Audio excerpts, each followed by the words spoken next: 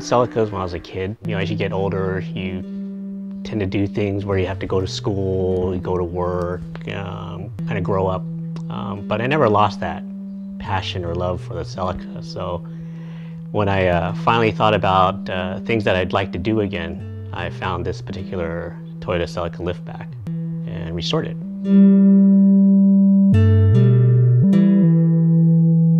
I think for Toyota, the Celica was kind of the beginning of the production vehicle being in the racing forums. You know, there are big competitors like Mazda, Datsun, you know, had a number of cars, the Skyline, the Datsun 510. But for Toyota, it originally started with the Corolla, but then branched out into the Celica for the larger engines.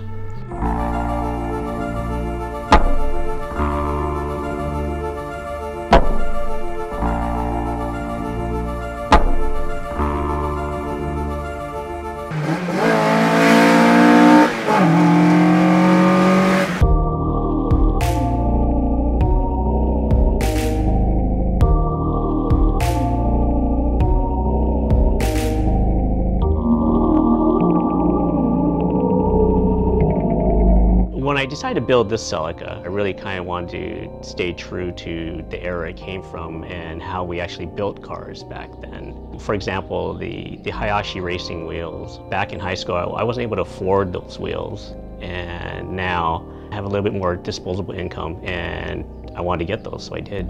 Two of the key muscle cars that were out there were like the Ford Mustang and the Chevrolet Camaro. So the Toyota liftback was actually modeled off the Fastback Mustang. But I do like the Fastback design, the large rear window. I love the taillights. This particular car has the Japanese banana taillights. I also have the Japanese style smaller chrome bumpers, and I really like those details as well. For this Celica that I have, it is lowered. I have 13-inch rims and tires on them. The engine is a fully built 20R, 22R hybrid.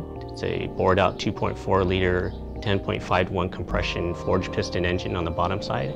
On the top, it's fully ported and polished, stainless steel valves that are oversized, and a stage 4 cam. It puts out probably somewhere around 185 horsepower.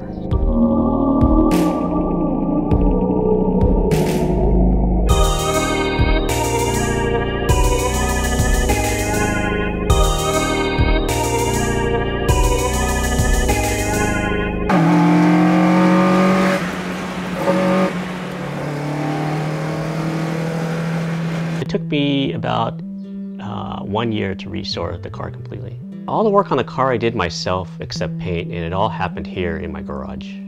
There are plenty of errors that I made building the car, you know, having to do certain things once, twice. The engine that's in here actually already blew up once. I broke a cam, and that was because I basically used the wrong size bolt to hold the cam down. After restoring the car and finally getting it back together, you know, when I first rolled the car out of the garage to kind of just get the car out into the sun and see some of the detail in the paint, it was a very rewarding feeling. The first time I kind of finished everything up, really fired up, the engine's running, and taking it out the driveway and finally driving it out and taking it around the block. One side was a great feeling because you feel this sense of accomplishment. You hear the engine running, you hear this tone of the carburetors going.